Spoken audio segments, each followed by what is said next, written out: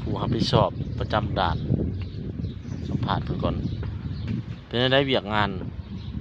3 คนเฮ็ดได้บ่เป็นได้เฮ็ดได้อยู่บ่ฮะผู้ปรับซัพพอร์ตในอนาคตได้นี่นี่เป็นบ่เพิ่นหมวกแดงจะดัง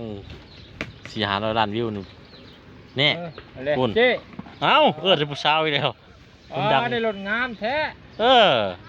ปายืมขี่นี่ได้เด้อ ฟอด คนดังกับจำดานยืมรถผู้สาวขี่อีกโอ้ธรรมดาเด้อเอ้าจะขอชิ้นญาตให้ลงไปกวดอันนะซอยเพิ่นครัวซอยเพิ่นลงไปกวดครัว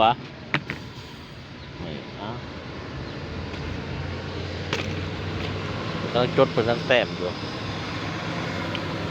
ดัง500 ล้านวิวดูว่าคอยชิวัดเอาใส่กันแล้วก็สะพอนนี่เพลงเรากอดกกเป่าเจ้ากอดกกม่วงๆแล้วได้นี่นอนกอดกกม่วง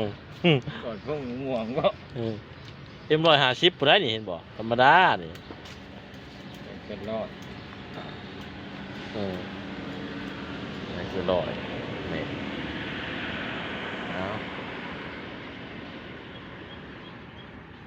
เฮ็ดเวียกก่อสร้างจักปีแหละเจ้าเฮ็ดเวียกนะ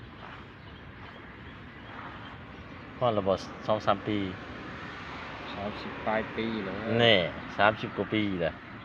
บ่ได้ธรรมดาได้เพิ่นบาดนี้เขาให้มารับผิดชอบอยู่ครัวเนาะ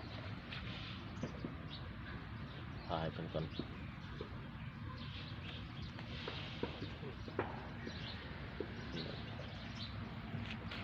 ชอบเพิ่นกำลังจดเวียกจดแต้มอยู่ปัจจุบันเปิดด้วยว่าเพิ่นสิเขียนใหม่นี่หั่นหน่อยมื้อหน้าสิถามเพิ่นอีกคนนึง